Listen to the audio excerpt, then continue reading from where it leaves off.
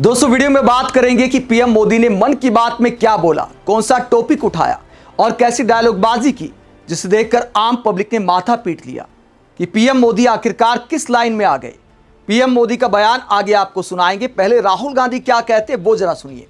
राहुल गांधी क्या मुद्दा उठा रहे हैं और पीएम मोदी ने मन की बात में क्या बोला, सिलसिलेवार तरीके से आपको बताते हैं। राहुल गांधी ने सीबीएसई के छात्रों से मुलाकात की, जिसका 2 मिनट का वीडियो उन्होंने शेयर किया है और इस वीडियो में क्या बातचीत होती है जरा सुनिए। अगर आपका रिजल्ट आया, आपने देखा कि आपके मार्क्स यहाँ पर बढ़ने चाहिए थे, you can apply for reevaluation. Rechecking करने के लिए प्रोसेस क्या है कि पहले first you have to apply for the digital scanned copy of the answer sheet and उसके लिए आपको पेमेंट करनी पड़ती है। यस, 100 रुपीज पर subject. Then after that justify करना पड़ेगा आपको कि आपके यहाँ पर मार्क्स बढ़ने चाहिए थे, बट सीबीएसई ने या फिर चेकर ने आपको उतने मार्क्स नहीं दे रखे हैं। Then you have to apply for totalling. यहाँ पर एक प्रॉब्लम है कि अगर मुझे लगता है कि मेरे टोटलिंग में एरर ही नहीं है, बट वो मैंडेटरीली मुझे 100 रुपीज वापस देने पड़ेंगे totalling. Then after that totalling I have to apply 25 rupees पर question. And how many questions normally will someone apply for? I guess अभी जो प्रॉब्लम आ रही है, they can apply for all the questions. So how many total questions? 35 around questions होते हैं। So huge amount of money, huge amount of money is involved. If evaluation is not happening properly, why I have to give money for re-evaluation? How many people who applied for re-evaluation? 25% of students have applied for re-evaluation this year. This is the first. And how many of them have they said something was wrong? 2.5 lakh total बच्चे fail हुए हैं। तो जितने बच्चों ने री-इवैल्यूएशन के लिए apply करा है, बहुत लोगों को तो शीट्स मिल चुकी हैं। जो लोगों को शीट्स मिल चुकी हैं वो वेट कर रहे हैं कि अब वो री-इवैल्यूएशन का पोर्टल वापस से खुले, जो मेरे ख्याल से 1 जून को खुलेगा, तो वो बता पाएंगे कि उनकी कहाँ पे वो क्वेश्चंस के लिए अप्लाई कर पाएंगे। बहुत बच्चों को भी शीट्स मिली भी नहीं। पॉइंट ये है कि शीट्स मिलने का टाइम खत्म हो चुका है। मेरी 2 में बैक आई है। उसके बाद फिर मैंने फोटोकॉपी के लिए अप्लाई करा था, पर मैंने जितनी भी बार मैंने अप्लाई करा, मैंने अपना और मेरी फ्रेंड का अप्लाई करा था, उसका तो हो गया, पर मेरी पेमेंट का इशू आ रहा था बार बार। अभी तक नहीं हुआ? नहीं। This is what we are seeing, not just in NEET, in CBSE, everywhere, that you have financialized the education system.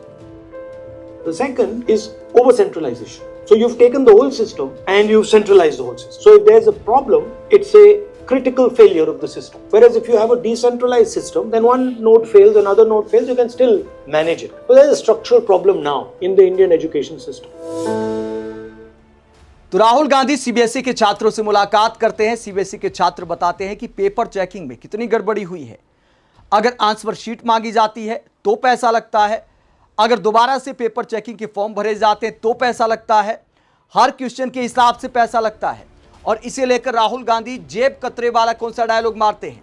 Rahul Gandhi कहते हैं जेब कतरों से सावधान। आज वो सीबीएसई के अंदर बैठे हैं। सीबीएसई की गलती से नंबर गलत आए तो आपको क्या मिलता है? एक बिल, डिजिटल स्कैन कॉपी 100 रुपये पर विषय, रीटोटलिंग यानी दोबारा से मार्क्स की अगर टोटलिंग के लिए अप्लाई करते हैं तो 100 रुपये पर पेपर। इसके बाद रीवैल्यूएशन 25 रुपये प्रति सवाल। अपनी ही आंसर शीट की सही जांच के लिए एक बच्चे को 2000 रुपये तक भरने पड़ सकते हैं। सोचिए, जब 4 लाख बच्चों ने ऐसे आवेदन डाले हैं तो सीबीएसई कितनी कमाई कर रहा है। जब स्कैनिंग फोन से हुई हो, गलत मार्किंग तय है और उसे ठीक करवाने की कीमत बच्चा भर रहा है। गलती सीबीएसई की, सजा बच्चे की, कमाई सरकार की। जब शिक्षा को सेवा नहीं कारोबार बना दिया जाए तब गलती सुधारी नहीं जाती, बढ़ाई जाती है। और इसकी सबसे बड़ी कीमत हमारे बच्चे चुका रहे हैं, अपने समय में, अपने आत्मविश्वास से और अपने भविष्य से। तो राहुल गांधी सवाल उठाते हैं कि अगर गलती सीबीएसई की है तो पैसा माँ बाप का क्यों लगे, नुकसान बच्चों का क्या हो। कम से कम जिनकी शिकायतें सही पाई जाती हैं उसमें रिफंड का प्रावधान तो कम से कम होना चाहिए। जब राहुल गांधी युवाओं की आवाज उठा रहे हैं तो हमारे देश के प्रधानमंत्री क्या आवाज उठा रहे मन की बात में, यह दिखाता है कि सरकार की प्राथमिकता क्या है। जब पेपर लीक पर कोहराम मचा है, सीबीएसई के छात्र शिकायत कर रहे तो पीएम मोदी क्या सलाह देते हैं जरा सुनिए। मेरे प्यारे देशवासियों, इस समय देश के ज्यादातर हिस्सों में बहुत गर्मी पड़ रही है। तेज धूप, गर्म हवाएं, ऐसे मौसम में अपना ध्यान रखना बहुत जरूरी। पानी पीते रहिए। धूप में अगर निकलना ही पड़े तो थोड़ा संभल कर निकले। इस दिशा में सरकार की भिन्न भिन्न डिपार्टमेंट्स ने जो गाइडलाइंस जारी की है वो भी भूलिएगा नहीं। साथियों, हमारे यहाँ गर्मी से लड़ने का तरीका कई बार रसोई में भी मिलता है। आपने भी देखा होगा, जैसे जैसे गर्मी बढ़ती है वैसे वैसे घर की रसोई का स्वाद बदल जाता है, रसोई का प्रकार बदल जाता है। कहीं मटके का पानी निकल आता है, कहीं दही जमने लगता है तो कहीं कच्चे आम उबलने लगते हैं और फिर शुरू होता है देसी पेय का दौर। देसी पेय से आप भी परिचित हैं। अगर आप उत्तर भारत में जाएंगे तो काफी जगह आपको मिलेगा आम पन्ना, कच्चे आम का स्वाद और गर्मी से राहत भी। पंजाब हरियाणा जाइए तो लस्सी मिल जाएगी, बड़े गिलास वाली लस्सी। राजस्थान और गुजरात में छाछ जैसे हर खाने की साथी बन जाती है। और बिहार, झारखंड, पूर्वी उत्तर प्रदेश में सत्तू का शरबत, उसकी तो बात ही क्या है। पेट भी भरे, ताकत भी दे। कोंकण और गोवा में कोकम शरबत, सोल कढ़ी, दक्षिण भारत में पानकम, नीरमोर, संबारम और उड़ीसा में बेलपना।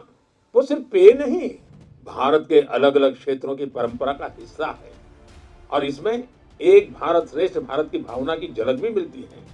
और एक बात जरूर ध्यान रखिएगा, इनमें से ज्यादातर चीजें हमारी अपनी रसोई से निकली है, हमारे खेत खलिहान से निकली है।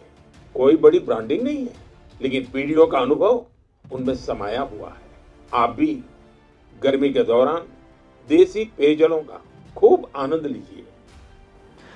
दोस्तों, देश में बहुत सारे फूड ब्लॉगर हैं। ये जानकारी तो देश की पब्लिक को उनसे भी मिल सकती है। बताइए, देश के प्रधानमंत्री शरबत बनाना सिखा रहे हैं कि कौन कौन से शरबत आप बना सकते हैं। शरबत की क्वालिटी बता रहे हैं और इसमें भी एक भारत और श्रेष्ठ भारत की बात करते हैं। कमाल का कंटेंट बनाया है पीएम मोदी ने, इसीलिए पब्लिक कहने को मजबूर है कि आप गलत लाइन में आ गए। आपको तो कंटेंट क्रिएटर ही बनना चाहिए था। प्रधानमंत्री का काम क्या शरबत बनाना सिखाना होता है? इसे लेकर आरजेडी के सांसद मनोज कुमार झा कहते हैं, प्रिय प्रधानमंत्री जी, आज आपने एक तरफा संवाद यानी मन की बात में गर्मी से बचाव के कई तरीकों पर बात की। बहुत सुकून हुआ। आप कितनी चिंता करते हैं देश की, लेकिन कष्ट भी हुआ कि आप छात्रों युवाओं के सपने को रोंद कर रख देने वाली आपदाओं, मसलन NEET paper leak, CBSE, OSM और सीयूईटी के विनाशकारी परिणामों पर एक अदद चिंता भी नहीं जता पाए। इसीलिए देश व्यग्र होता है कि क्या ये सब ठीक है।